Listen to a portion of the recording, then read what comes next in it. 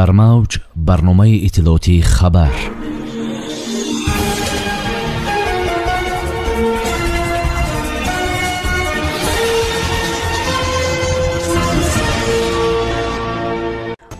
мулоқоти сеҷонибаи сарони давлатҳои Тоҷикистон, Россия ва Қирғизистон. барқро сарфакорона истифода баред. муроҷиатномаи ширкати барқи тоҷик ба аҳолии мамлакат. созмони умумии ҷаҳонии тандурустӣ аз мавҷи нави пандемияи COVID-19 хабар дод. ба комиссияи марказии интихоботи Қазоқистон 12 номзад барои мақоми президентӣ ҳуҷҷат супурданд. то си дараҷа гармӣ пешгӯии обу ҳавошиносон. дар шаҳри Осонаи ҷумҳурии Қазоқистон бо ташаббуси ҷониби Русия мулоқоти сеҷонибаи президенти ҷумҳурии Тоҷикистон муҳтарам Эмомалӣ Раҳмон, президенти Федератсияи Россия Владимир Путин ва президенти ҷумҳурии Қирғизистон Содир Ҷаборов баргузор гардид. дар мулоқот сарони давлатҳо оид ба масоили амнияти минтақавӣ ва субот дар Осиёи марказӣ табодули афкор карданд. зимни вохӯрӣ раванди гуфтушунидҳо оид ба делимитатсия ва демаркатсияи сарҳади давлатии Тоҷикистону Қирғизистон баррасӣ гардид. ҷониб ба мувофиқа расиданд ки масъалаҳои ба миён омада танҳо бо роҳи сиёсию дипломатӣ, инчунин тавассути фаъолгардонии кори гурӯҳҳои ҳукуматӣ ва коршиносон оид ба делимитатсия ва демаркатсия тибқи тавофуқоти қаблан ҳосилшуда ҳал карда шаванд.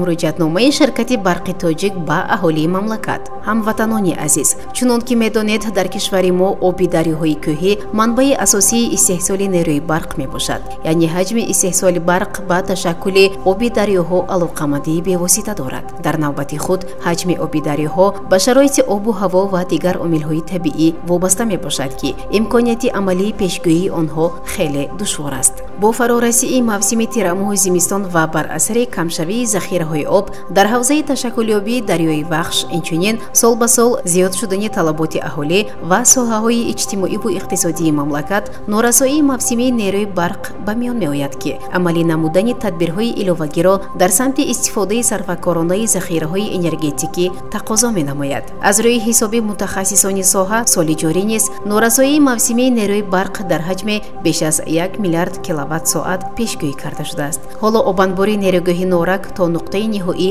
аз об пур карда шудааст. қобили зикр аст ки маҷрои дарёи Вахш дар тобистон ба ҳисоби миёна аз 2000 то 2200 метри мукааб дар як сонияро ташкил дода, ин нишондиҳанда дар фасли зимистон ба 150-200 метри мукааб баробар мешавад. бинобар ин барои истеҳсоли барқ дар мавсими зимистон асосан оби дар обанбор захира шуда истифода мегардад. бо дар назар дошти пешгӯӣ шудани норасоии мавсимии нерӯи барқ, эҳтимоли то баҳор басанда набудани захираҳои об дар низоми энергетикии кишвар ба миён омадааст. ҳамзамон бо ин таҷрибаи солҳои қаблӣ собит менамояд ки ҷиҳати омодагии хуб ба мавсими сармо анҷом додани корҳои таъмиру профилактикӣ дар шабакаҳои барқӣ яке аз масъалаҳои муҳим мебошад.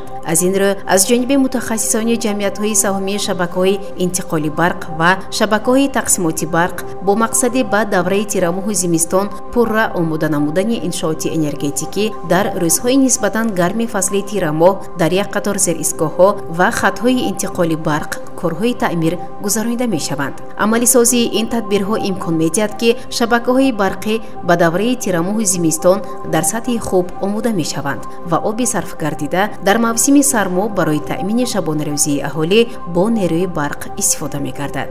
ҳамватанони азиз, ширкати барқи тоҷик ва ҷамъияти саҳмии шабакаҳои тақсимоти барқ ҳеҷ гоҳ хоҳишманди маҳдуд кардани интиқоли барқ ва бебарқ мондани мардум нест, вале имрӯз вазъият ҳаминро тақозо менамояд. бинобар ин аз ҳамаи шумо хоҳиш менамоем ки дар ҷои кор ва дар манзилҳои истиқоматиатон аз нерӯи барқ сарфакоронаву оқилона истифода баред ва барои дар мавсими зимистон ҳарчи бештар бо барқ таъмин шудани кишвар бо нерӯи барқ саҳм гузоред.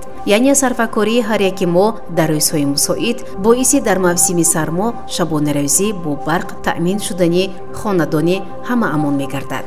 маркази матбуотии ширкати барқи тоҷик. баъд шудани нишондиҳандаҳои оморӣ оид ба гирифторӣ ба коронавирус дар Аврупо аз оғози мавҷи нави пандемия гувоҳӣ медиҳад. дар ин бора риа новости бо истинод ба изҳороти муштараки комиссари Аврупо оид ба тандурустӣ, директори минтақавии созмони умумии ҷаҳонии тандурустӣ дар Аврупо ва директори маркази Аврупо оид ба пешгирӣ ва назорати бемориҳо хабар медиҳад. дар Аврупо мо боз болоравии нишондиҳандаҳоро мушоҳида мекунем ки ин аз мавҷи нави сироятёбӣ шаҳодат медиҳад, таъкид мекардад дар изҳорот. Дар ҳамин ҳол зикр мешавад ки эҳтимоли дар як вақт гардиш намудани коронавирус ва зуком метавонад барои сокинони осебпазиртарин хатар эҷод намояд ва фишор ба низоми тандурустиро афзоиш диҳад. Мутахассисон чун пештара чунин мешуморанд ки эмгузаронӣ роҳи ягонаи манфиатбахш бар зидди ҳарду намуди сироят мебошад. Ҳамчунин аз изҳорот бармеояд ки миллионҳо нафар дар минтақаи Аврупо то ҳол бар зидди коронавирус эм карда нашуданд ва аз ин рӯ кишварҳо бояд кӯшиш кунанд ки сокинони эмнашудаашонро бо он фаро гиранд. Дар ин бора Амид Ховар иттилоъ медиҳад.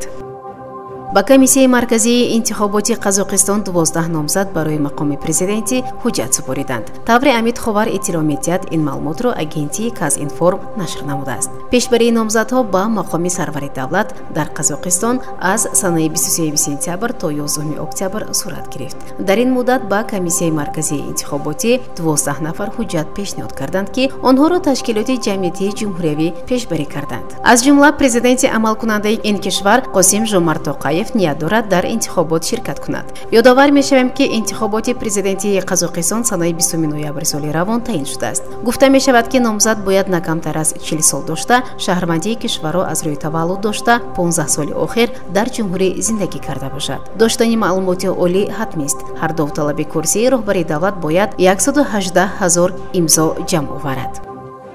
имрӯз ҳаво дар Тоҷикистон камабри бебориш дар назар аст, хабар медиҳад агентии обҳавошиносии мамлакат. Ба иттилои манбаъ, вилояти Суғдро имрӯз ҳавои тағйирёбандаи бебориш фаро гирифта, ҳарорат дар водиҳо шабона 5-10 дараҷа, рӯзона 23-28 дараҷа, дар ноҳияҳои кӯҳӣ шабона 1-6 дараҷа ва рӯзона 16-21 дараҷа гарм пешгӯӣ мегардад.